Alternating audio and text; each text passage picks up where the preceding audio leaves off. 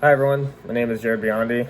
For my project, I chose fingerprints, and so basically just start off with what fingerprints are. This sounds like a dumb question, but fingerprints are basically just a type of physical evidence that is an impression left by the friction ridges on the finger.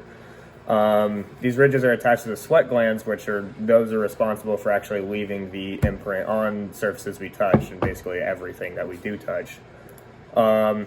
Fingerprints are a type of physical evidence, so to understand that, we need to know what physical evidence is. Physical evidence is basically any material, object, or item that plays some role in establishing that a crime has been committed. Physical evidence, this is very important because it aids to a solution or an outcome of the crime, and it provides the sort of element of the crime, so the crime has been committed, and it also requires the element of such as like force or fear, stuff like that, roles within the crime. So these types of physical evidence can include anything from firearms and ammo, tool or tire marks, such as like glass and paint, and then more like the biological stuff from people, like hairs, fibers, footprints, and in this case, fingerprints. It's really just any material, object, or item, either organic or inorganic, that again establishes some sort of crime that has been committed. How often it is used? Basically all of the time. There's not certain cases that they are used more often in. It's really just when these are present, they will be used. And a lot of times we do find these present because law enforcement has been using fingerprint analysis for over 100 years now, and has actually been some of the leading cases of committing somebody. Issues with it though can be, fingerprints can be contaminated very easily. Say it's by an officer who, again, you're supposed to have some sort of responsibility to not contaminate evidence, but sometimes people make mistakes and they don't wear gloves right away, and they may just put their hand on like a railing or something and lean on it for leverage, maybe just look around, and they don't realize that they just put their hand right over somebody else's handprint and actually contaminated that, so it can no longer be used.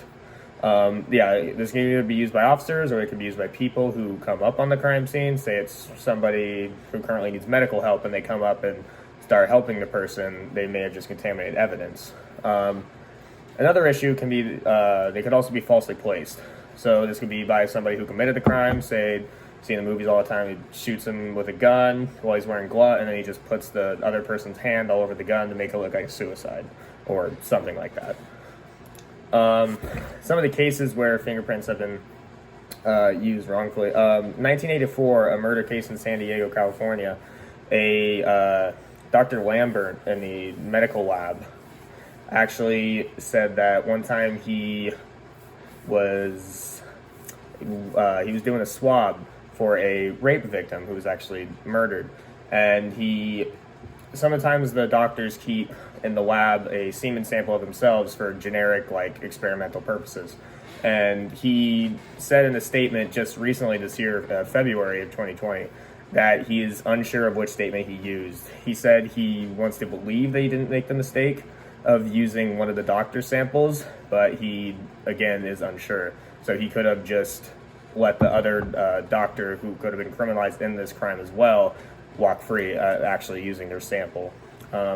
Another case is Richard Jackson in 1997 was wrongfully committed because he was guilty of a first-degree murder and sexual assault of a corpse with his lover, and he went up to law enforcement the day after he figured out he was dead and told them that he was there the night before this person was murdered. So they instantly took fingerprint analysis and everything and said his fingerprints were at the crime scene, when in reality he was just there the night before and was actually wrongfully committed of this crime. So get down to the real question, is fingerprint analysis in a court of law ethical? Yes, I believe it is. I did go over some of the issues about it can be contaminated or falsely placed, but this is rarely the case. A lot of times it doesn't lead to much wrongful convictions. I did state the Richard Jackson case, but that is an outlier in this situation. There are a lot of cases that they may go through this, but it is not. Actually researching this topic, I couldn't find the actual statistic for it because the percentage was so low of wrongfully convicted people through fingerprint analysis. It's a very useful tool because it is real evidence, if it is to be found, it is shown that that person has at least been there at some, like, sort of an extent. They at least been there at the crime, whether it was before or after, so it is real evidence that is very useful in a crime. So I myself believe it is very ethical. Thank you.